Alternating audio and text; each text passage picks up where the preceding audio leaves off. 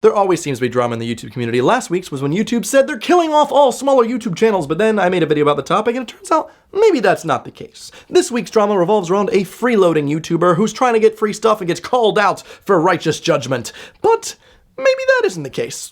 Let's look into it. If you're not up to speed already with this topic, I'll fill you in. Here's the hot goss, or rather lukewarm goss. It's kind of been a developing story of the last week, but you know, I make videos once a week, so cut me some slack here. Also, going forward, just know I will not be using the name of the hotel that this story revolves around because I think that'll be pretty self-explanatory later on. I'm going to be referring to them further as the White Douche Cafe. So the story starts with the White Douche Cafe posts a screenshot of an email received from an influencer and their response to their Facebook page. So let's just dive into the original email real quick. So it starts off with, "Hi there, hope this email finds you well. I'm emailing you in regards to a possible collaboration on social media. My name is," and then it seems to be blacked out there. That's nice. "I work as a social media influencer, blah, blah, blah. I have over 87,000 YouTube subscribers. Here's my link. I have a lot of Instagram followers, yada, yada. My partner and I are hoping to go to Dublin for Valentine's Day. Can I stay at your hotel? I've worked with Universal Orlando in the past. Let me know if that's something you'd be up for." Cool. Okay. That's the email. Now let's look at the hotel's response. "Thank you for the email looking for free accommodation in return for exposure. It takes a lot of balls to send an email like that, if not much self-respect and dignity. If I let you stay here in return for a feature in the video, who is going to pay for the staff to look after you? Who is going to pay the housekeepers to clean your room? The waiters, yada yada, blah blah blah." He goes on, "Lucky for us," and then he just brags and plugs his own stuff for some reason, a bit cringy. And at the end of his response, he says, "In future, I'd advise you to pay your way like everyone else." Wow. What an interesting debacle. And it's obviously grown from there because then the YouTuber in question made a video about it, calling this person out for how rude that was, and then the media picked up on it and he kept doing it. There's like t-shirts involved now. It's a big thing. Now, if this is your first time learning about the story, you might be thinking, yeah, who does she think she is? She thinks she's better than me, that bug-eyed mooch? Well, guess what? It's okay if you have that opinion because you've been slightly manipulated to have that opinion. If you look at the response that guy gave, there's an entire paragraph that plays on the fact that you don't understand necessarily how influencer marketing works, and it's going to leave a lot of open-ended questions. Who's gonna pay for the cleaning? Who's gonna pay for the food? And you're probably thinking, yeah, who the heck would pay for that? That's a lot of money for no reason. Exposure? There's a big answer to that. This guy who owns the business obviously knows the answer to that, and he's trolling everyone because he's trying to get business for the White Douche Cafe. It's a good move for business, a bad move for having any integrity or being a nice person, but whatever. Long story short, the answer to who's paying for that stuff is marketing. Duh, marketing. So along with death threats and a lot of online bullying, the vlogger in question also has been called out for exposing herself, with people saying if she had never made a video about this in the first place, she would have been fine and she just had to kind of take it off the shoulder. Well, guess what? Not true. The guy that made the post specifically blacked out her name to the point where if you increase the brightness on your screen, you could still see it. So he dragged her name through the mud for doing something that I'd like to inform you is an industry standard. So yes, she had every right to fight back and make a video about this incredibly rude response, which was super unprofessional. Not even the fact that the tone was rude and a bit cringy, but the fact that he posted receipts.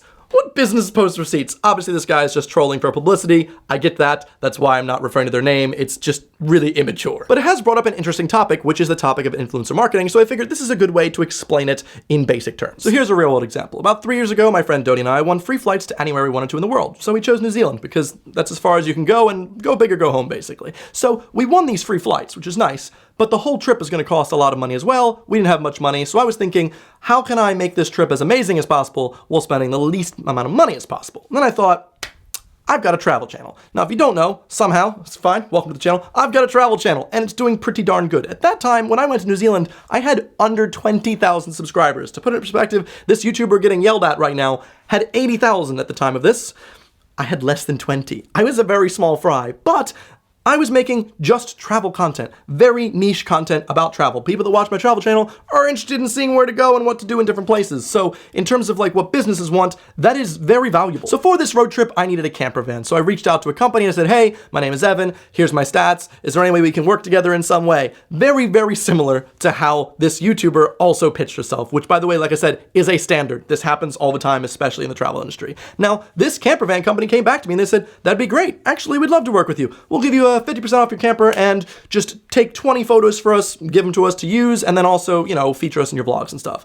Okay, that's pretty simple. That's what I did. If you've watched the videos, we went to Wicked Campers. We had a great time. I loved the camper. It was amazing. Tagged them in a couple Instagrams and sent them 20 photos, and it was a good partnership. Now, I also needed some stuff to do in New Zealand to make the vlogs really exciting, and so I emailed a couple attractions, and a lot came back to me. One of my favorites was Blackwater Rafting in Waitomo. This place has you jumping off of waterfalls and underground caves and caverns and seeing glowworms. It's really, really freaking cool. And after emailing them saying, would you like to work with me? They were like, yes. Not only did they give Dodie and I free tickets to the cave, caves, but they gave us a personal private tour with film and lighting help so we could make the best content possible. Oh my god, it was phenomenal. I was able to get so many good shots. My vlog from that day was incredibly featuring the Blackwater Rafting Company. I was so thankful. I also tagged them in loads of Instagrams. They got photos for me, and it was a good collaboration. Now you might be thinking, yeah, but you must be daft to think that you and your small audience would have possibly increased the amount of people that would have gone to this place. I would say that's incredibly not true, and maybe you just don't understand how influencer marketing works, but like I said, my audience is pretty darn into travel, okay, on the travel channel. No matter how small it is, those people are looking for stuff to do, and if someone of those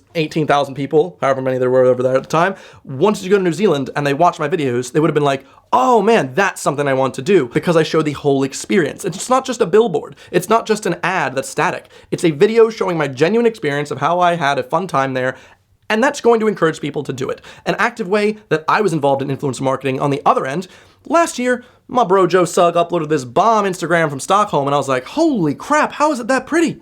His face is just so beautiful. But also behind it, wow, that's orange. I did not know that Stockholm had such a pretty autumn.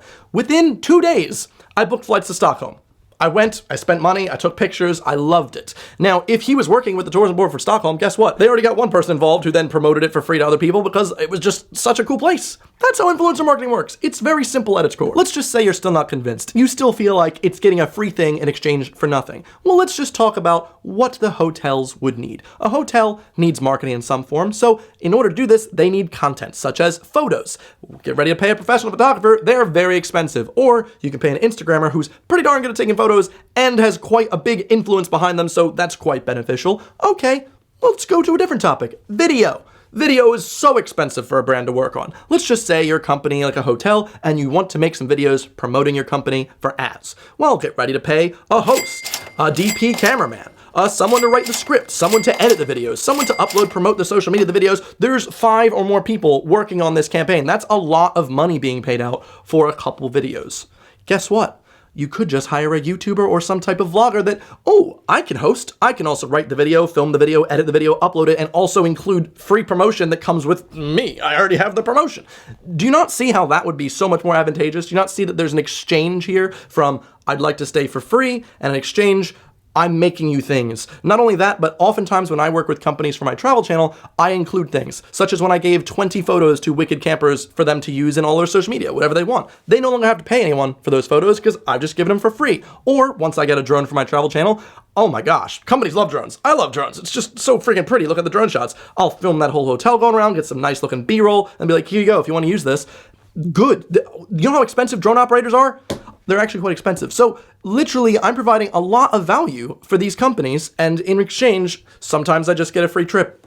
That's how it works. If you're wondering, how do you travel so much? You're all over the place. I was in Berlin this past week. I was in Amsterdam the week before that, other way around. I was also in California. I travel a lot because I get a lot of opportunities from different companies who are hoping to work with me. And in exchange, I make really good content, in my opinion, on my travel channel that promotes places I love and doing things that are cool, and hopefully people follow in my footsteps. Yeah, that's basically influencer marketing in a nutshell. Hopefully I've blown all of your collective minds, and that's it. But now you can hopefully see that this guy's response to a completely standard email was rude, cringy, and obviously just for publicity. I mean, hey, it works, but if your way of getting marketing is being a complete jerk and getting people to tell people to kill themselves, you're pretty much a scumbag. Well, hopefully you've enjoyed this video enough to give it a big thumbs up button, and maybe I've influenced you to hit that subscribe button, because I make new videos every Sunday. I've got playlists and things. I'm making loads of videos over here. But anyway, thank you very much for watching. I will see you guys next week.